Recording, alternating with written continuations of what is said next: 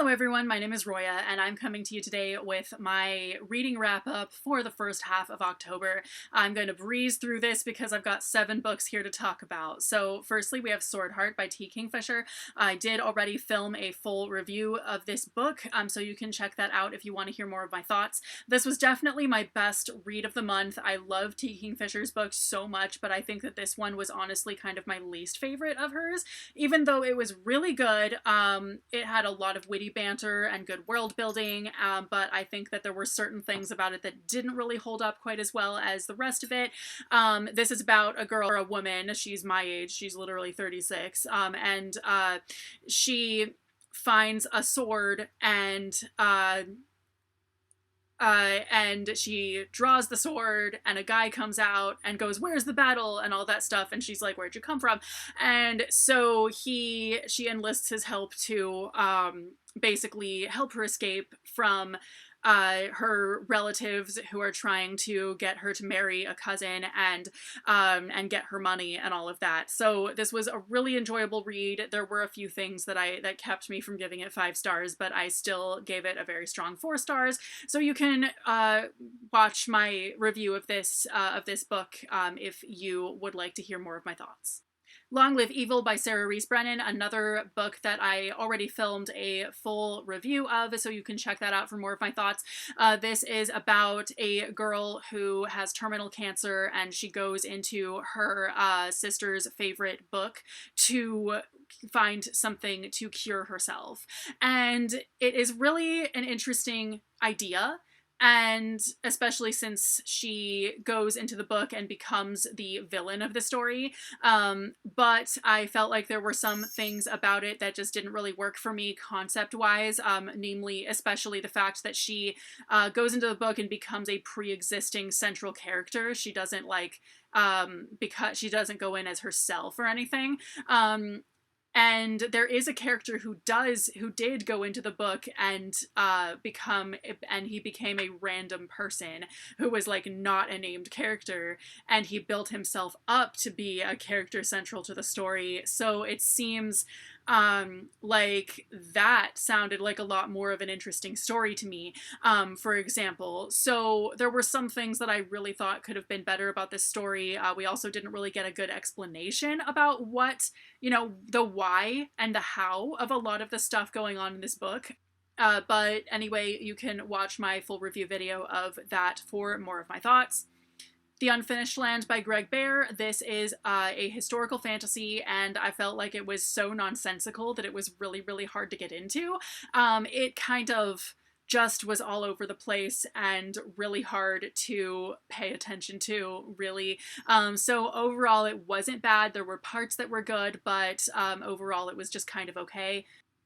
Machinehood. This is about AI competing with human beings during a gig economy, a somewhat near future society, and this wasn't as good as I had thought it was going to be. I was definitely thinking this would be a much better commentary on society and how it works and all of that, but it was pretty straightforward, and really the most interesting part of the story to me was this part of the story where this one woman gets an abortion and her husband is mad at her for it, and it obviously seems like they really shouldn't be together if they have that big of a difference, if he's that mad at her for like such a simple thing. But I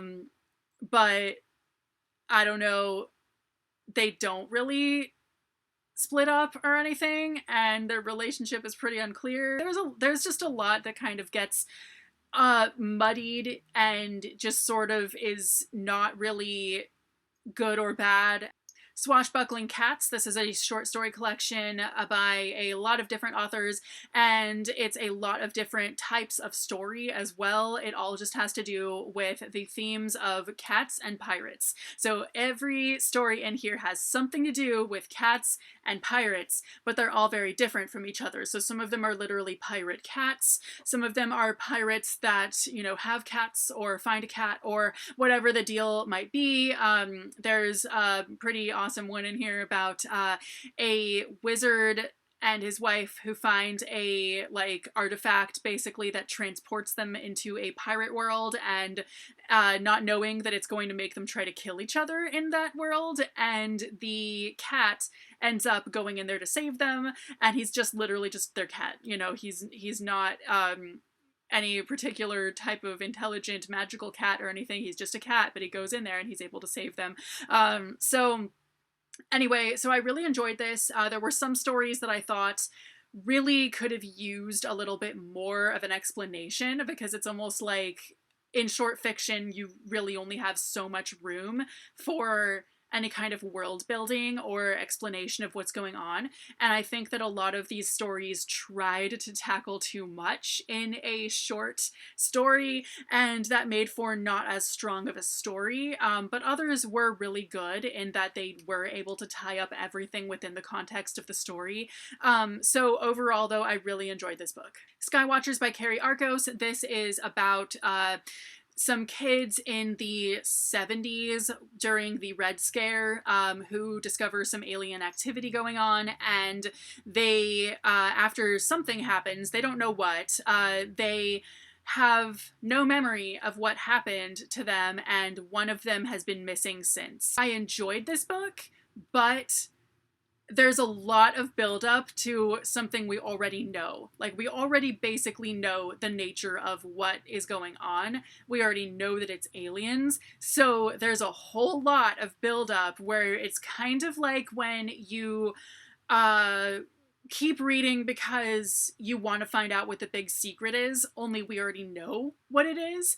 And so this book really only got super good 3/4 of the way in, when they actually remember what it was that happened to them, and it's a little bit more elaborate than I thought. So mostly this book is fairly unoriginal as far as the aliens and what type of aliens they are and all of that, but it's really what happened that they didn't remember that is the most original part. So I thought that overall, the historical background was really good. It was really well researched and all of that. But yeah, really the story only picks up 2/3 of the way through. And it becomes a really good commentary on society and what would happen in a society where people couldn't choose anything for themselves and all of that. But it just took so long to get there. So for the first 3/4 of the story, I was kind of like, okay. And finally, The Power of Different. This was my Works Book Club pick this month. This has to do with different things such as neurodiversity and things like ADHD and dyslexia and other disabilities or mental things that people can have, and what types of things that people with those things can do to more of an extent than a neurotypical person or someone without dyslexia. That it was really interesting to me. I think that in some of the instances it could have, the stuff that it presented was not as interesting as I was hoping it would be, but I think overall I learned a lot from this book and I really liked it.